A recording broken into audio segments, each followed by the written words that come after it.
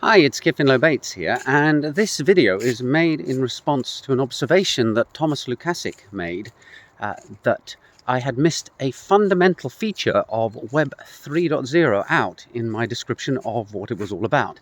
And I'd actually noticed the same thing myself because recently I launched a Web 3.0 website, and the number one query that kept coming back was down to the same point.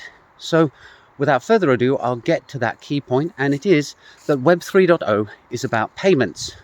And the major problem that people have had with my Web 3.0 site is the fact that they have tried to submit transactions without having any cryptocurrency or tokens in their MetaMask wallet in order to pay for those transactions.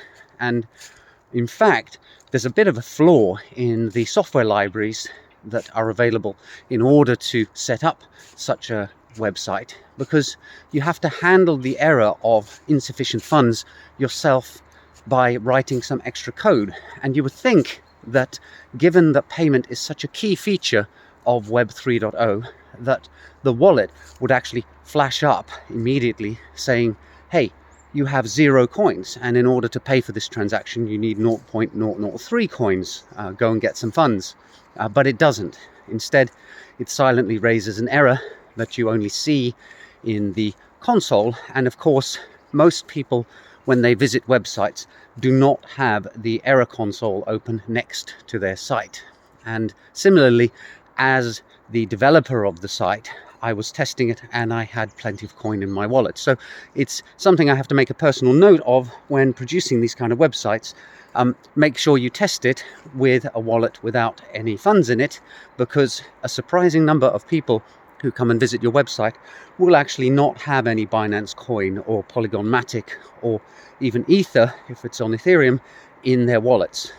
So anyway, to recap, the core purpose of Web 3.0 is down to the fact that it's the internet of value, and these websites are all about transferring value for services.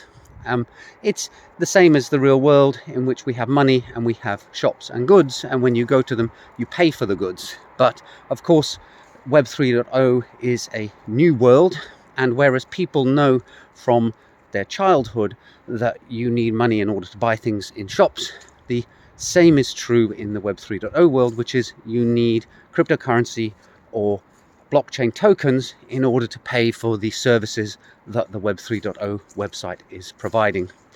May seem blatantly obvious and completely trivial to some of you out there, but for most people this is a new world and it may not seem obvious to them, so it's definitely worth a video. So thank you, Thomas, for pointing that out to me, and for the rest of you, I hope that gave you an insight into the world of Web 3.0, and I look forward to talking to you all in the next video soon. Bye for now.